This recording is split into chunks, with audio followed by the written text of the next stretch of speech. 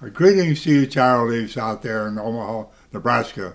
I was very proud when I took over the 24th Division in 1965 to ask the Undersecretary of the Army, William Brehm, to write the words to our 24th Division marching song.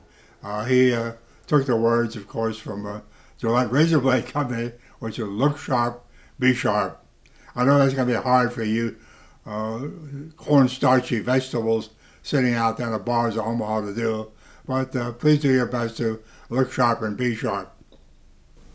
I first became familiar with members of the 24th Infantry Division in the fall of 1949. I was assigned to Tokyo to be a member of General MacArthur's planning staff, and the 24th was one of the 4 divisions occupying Japan at the time. It's ironic that I was a duty officer on June 25th, 1950, when the North attacked the South. Several days later, I was one of the people who helped write a directive to the 24th Division to form a task force to be sent to help stop the onslaught of the North Koreans.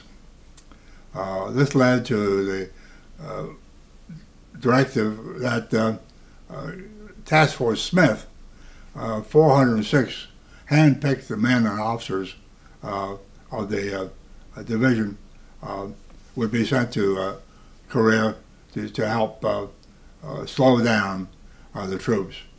They did so brilliantly and with a great deal of courage that that Task Force Smith is going down in history as one of the most successful rearguard actions in all the history of the U.S. Army. It gave enough time for the rest of the 24th Division to come up into the Busan perimeter and helped give us time to plan the troops for the Incheon invasion. I was one of the planners of the Incheon invasion, which was highly successful on September 15th, 1950, and allowed the 24th Division to move north and slaughter all the troops in the southern part, all the enemy in the southern part of Korea. Let me give you a few anecdotes and see if any of you remember these or others.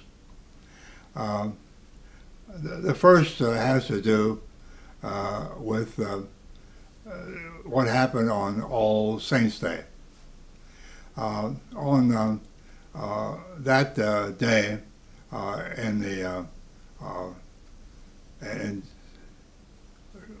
Germany, Germans took freshly cut chrysanthemums to their grave sites. I was awakened early in the morning by a phone call from the mayor of Augsburg. Have you seen the morning papers, he said. No, I hadn't seen the morning papers. There were 2 papers in Augsburg. Well, he read them to me, and it said that drunken soldiers from the 24th Division had toppled 50 statues in the cemetery and disgraced the cemetery, and that Yankees should go home. They had no need for such hoodlums in Augsburg. The mayor told me that he would write editorials to the papers saying that there was only one drunken soldier, and there, but for the grace of God, go we, who are we, to criticize the Americans when we committed so many greater atrocities under the Nazi regime during World War II. I got permission from the Department of Army to repair those grave sites in a hurry, and we made our peace with the citizens of Augsburg. I later asked the mayor why he was so kind and helpful to us. Oh, he said, I owe so much to you crazy Americans. What do you mean? I said. He said that in World War II, he'd been a Luftwaffe pilot who was shot down over England.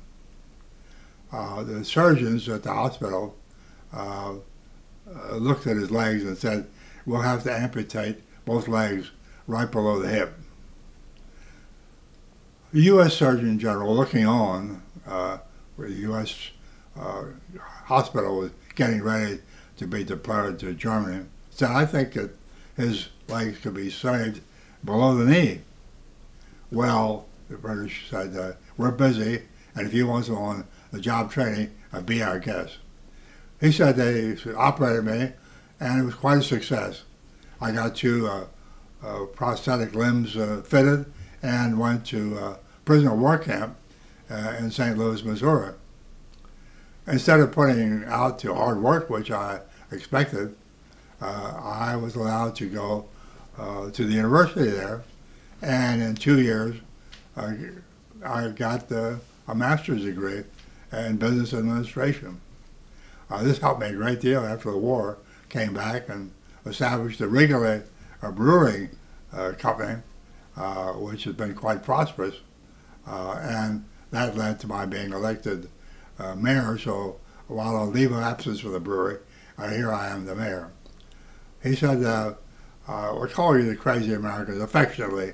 He said, what other country would be so kind to prisoners of war, brutalities which the Nazis inflicted on them. My second anecdote has to do with Christmas Eve, 1950. That evening, one of the soldiers of the 24th, stationed down at our caserne in Dachau, got a telegram that his brother had been killed in Vietnam. Going berserk, this soldier jumped in his tank and started running down the Autobahn towards Munich. I was scared to death because he had 50 armed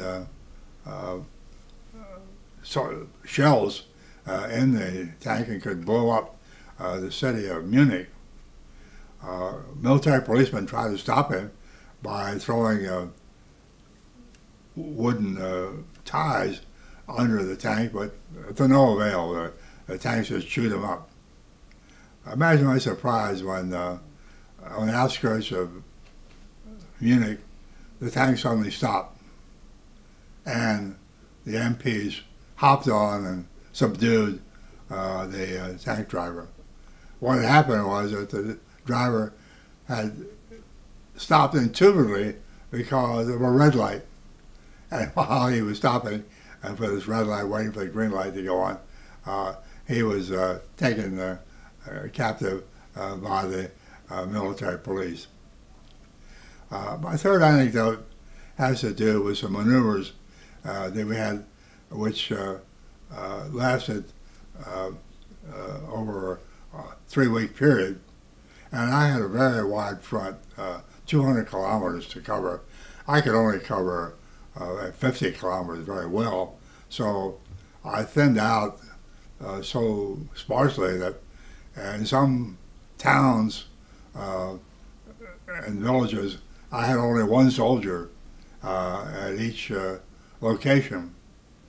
I told this one sergeant that he should stay there and under no circumstances leave, but if he saw any Germans to radio me.